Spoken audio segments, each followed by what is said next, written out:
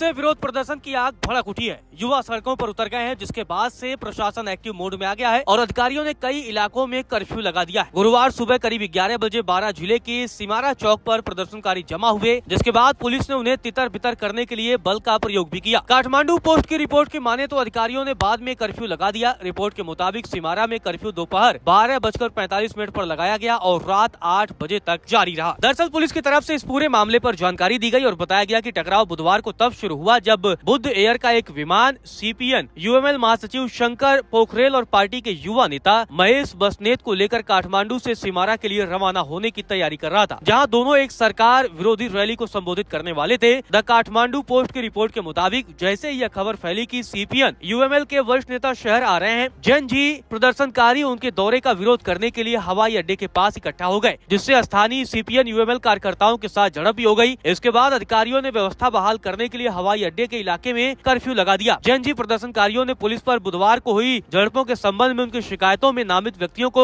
गिरफ्तार करने में विफल रहने का भी आरोप लगाया है। आपको बता दें, ये ताजा झड़पें सितंबर में हुए घातक विद्रोह के बाद हुई हैं, जिसमें सोशल मीडिया पर एक संक्षिप्त प्रतिबंध के विरोध में हुए प्रदर्शनों में कम से कम 76 लोग मारे गए थे। इन विरोध प्रदर्शनों की वजह से तत्कालीन प्रधानमंत्री और यूएमएल के अध्यक्ष केपी ओली को पद छोड़ना पड़ा था। ओली की अगुवाई वाली सरकार के पतन के बाद 12 सितंबर को पूर्व मुख्य न्यायाधीश सुशीला कार्की की अगुवाई में नई सरकार का गठन हुआ, जिन्होंने नियुक्ति के उसी दिन संसद को भंग करने और नए चुनाव की सिफारिश भी की थी। नेपाल के बारां जिले में आपको बता दें कि गुरुवार को अशांति फैली। प्रदर्शनकारियों ने दूसरे दिन भी सुरक्षा बलों के साथ झड़प की। प्रदर्शनकारियों ने दिन के कर्फ्यू का उल्लंघन किया और अधिकारियों पर दबाव बढ़ा दिया। प्रदर्शनकारियों ने सुबह 11 बजे से सिमारा चौक पर इकट्ठा होना शुरू कर दिया था, जबकि प्रशासन ने आगे हिंसा रोकने के लिए दोपहर 1 बजे से रात 8 बजे तक कर्फ्यू लगाया था। लेकिन यह आदेश लगभग तुरंत ही विफल हो गया और भीड़ सड़कों पर उतर आई और पुलिस के साथ जोरदार भिड़ंत भी देखने को मिली। पीटीआई ने इस बारे में एक रिपोर्ट छापी है, जिसमें बताया गया कि बार-बार चेतावनी के बावजूद प्रदर्शनकारियों के आगे बढ़ने पर अधिकारियों ने 6 आंसू गैस के गोले दागे और 2 राउंड हवाई फायरिंग भी की। पथराव में 6 पुलिसकर्मी भी घायल हो गए हैं, जबकि जनजी के 4 प्रदर्शनकारी भी घायल हुए हैं। तनाव तब और बढ़ गया जब प्रदर्शनकारियों ने सिमारा बाजार में पुलिस चौकी में आग लगा दी और यूएमएल कार्यालय से सामान भी जला दिया। प्रदर्शनकारियों ने पुलिस पर बुधवार की झड़पों में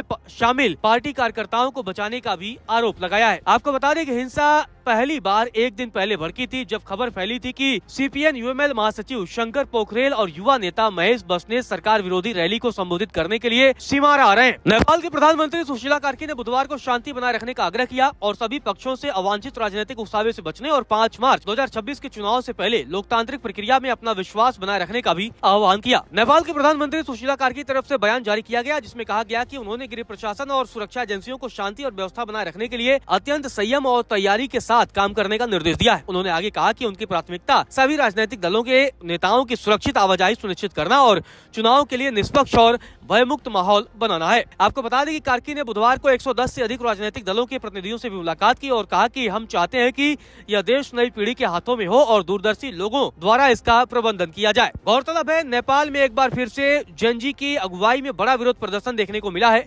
गुरुवार को बारां जिले में लगातार दूसरे दिन भी कर्फ्यू लगा रहा।